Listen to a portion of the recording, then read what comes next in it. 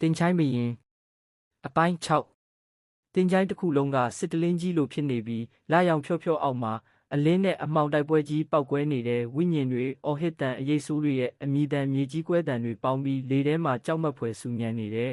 ။ဇာနီကတော့အရှိဆုံးမှာရက်နေတဲ့သူ့လက်ထဲကရှေးဟောင်းသားကအစိမ့်ဖြော့ရောင်အလင်းတန်းတွေပိုပြီးတောက်နေတယ်သူရှိမှာတော့အမှောင်တက်တော်ကိုဥဆောင်လာတဲ့အလွန်ကြီးမားတဲ့အရေးကြီးတစ်ခုရက်နေတယ်။အဲ့ဒီအရေးကြီးကလူတစ်ယောက်ပုံစံနဲ့ဆင်တူပေမဲ့သူ့ကိုယ်ခန္ဓာကအနက်ရောင်အရေးတိမ်လိုလှုပ်ရှားနေတယ်မျက်လုံးနှလုံးကတော့အနီရောင်မိတောက်လိုလောင်ကျွမ်းနေတယ်သူနည်းနည်းပြုံးလိုက်တယ်တင်ချိုင်းဘရင်အစ်စ်မင်းကဒီလောက်ပဲလားဇာနီကဓားကိုခိုင်ခိုင်ကင်လိုက်တယ်ဒီနယ်မြေကိုကာကွယ်ဖို့ဒီလောက်ပဲလိုတယ်အဲ့ဒီအရေးကြီးကရေလိုက်တယ်သူ့ရဲ့တန်ကတင်ချိုင်းတစ်ခုလုံးကိုလှုပ်ခါသွားစေတယ်ငါကအမှောင်နှက်ဖရာရဲ့စစ်သူကြီးလူသားတစ်ယောက်ကငါ့ကိုရက်တက်နိုင်မယ်ထင်လားဇာနီကနောက်မဆုတ်ဘူးစမ်းကြည့်လိုက်အဲ့ဒီစကားနဲ့တပြိုင်နက်အရေးစစ်သူကြီးကလက်ကြီးတစ်ဖက်မြှောက်လိုက်တယ်ချက်ချင်းပဲအနက်ရောင်အရေးလိုင်းကြီးတစ်ခုဇာနီစီကိုတရှိန်ထိုးဝင်လာတယ်ဝုန်း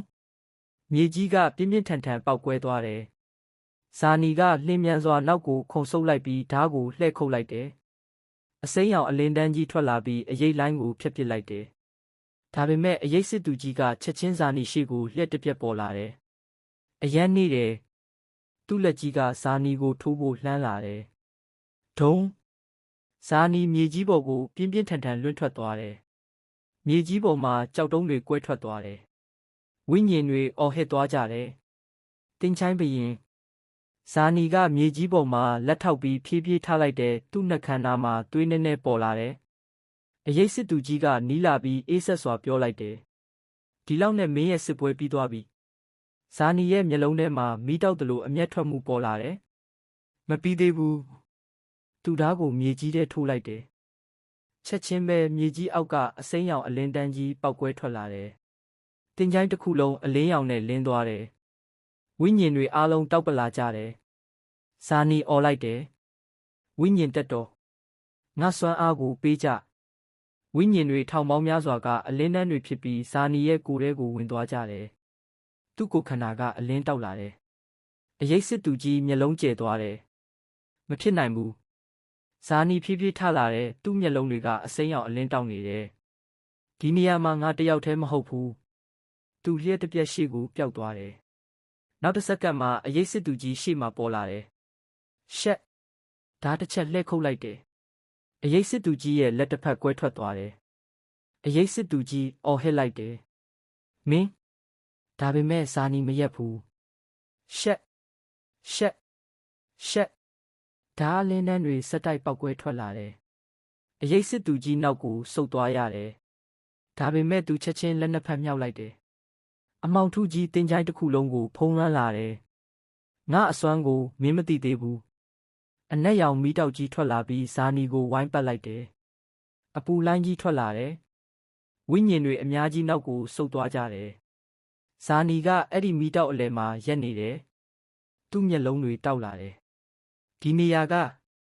သူ့ဓားကိုမြှောက်လိုက်တယ်။ငါနယ်မြေသူ့ဓားကိုမြေကြီးထဲထိုးချလိုက်တယ်။ဖုံးအစိမ်းရောင်အလင်းတန်းကြီးမြေကြီးအောက်ကနေပေါက်ကွဲထွက်လာပြီးအနက်ရောင်မီးတောက်တွေကိုချိုးဖောက်သွားတယ်။အလင်းနဲ့အမှောင်တိုက်မိပြီးပေါက်ကွဲတန်ကြီးထွက်လာတယ်။အရေးစစ်သူကြီးနောက်ကိုလွင့်ထွက်သွားတယ်။ဇာနီလေထဲကိုခုန်တက်လိုက်တယ်။သူ့ဓားကနေရောင်လိုတောက်လာတယ်။ဒီစစ်ပွဲကိုဒီမှာပဲအဆုံးသတ်မယ်။ရှူး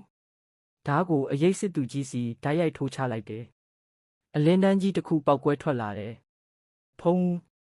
အရေးစစ်သူကြီးရဲ့ကိုယ်ခန္ဓာကအပိုင်းစတွေဖြစ်ပြီးပျောက်ကွယ်သွားတယ်။တင်ချိုင်းတစ်ခုလုံးပြန်ပြီးတိတ်ဆိတ်သွားတယ်။ဝိညာဉ်တွေအားလုံးဇာနီကိုကြည့်နေကြတယ်။ဇာနီမြေကြီးပေါ်ကိုဆင်းလာတဲ့သူ့အသက်ရှူတန်ပြင်းပြင်းထန်ထန်ထွက်နေတယ်။ဒါပေမဲ့အဲ့ဒီအချိန်မှာအဝေးကအမှောင်ထဲကအတန်တစ်ခုထွက်လာတယ်။နှိမ့်ကြောက်မက်ဖွယ်အတန်ကောင်းတယ်လူသားဇာနီမျက်လုံးတင်းသွားတယ်။အမောင်ထုကြီးတဖြည်းဖြည်းခွဲထွက်လာတယ်။အဲ့ဒီထဲကအလွန်ကြီးမားတဲ့အရေးတစ်ခုပေါ်လာတယ်။အဲ့ဒီအရေးကတောင်တန်းတစ်ခုလိုကြီးမားနေတယ်။သူ့မျက်လုံးတွေကအနီရောင်နေမီးလိုလောင်နေတယ်။တရဖူဆောင်းထားတဲ့လူကအတန်တိတ်သွားတယ်။မဖြစ်နိုင်ဘူး။ဇာနီမေးလိုက်တယ် ဘာဖြစ်တာလဲအဲ့ဒီလူကတုံနေတဲ့အတန်နဲ့ပြောလိုက်တယ်အမောင်နှက်ဖျားသူတကယ်နိုးလာပြီအမောင်ထုကြီးလေထဲမှာပိုပြီးထူထပ်လာတယ်ဇာနီဓားကိုပိုပြီးခိုင်ကင်လိုက်တယ်သူသိနေတယ်အခုမှတကယ်စစ်ပွဲကြီးစတင်တော့မယ်အပိုင်း80ရန်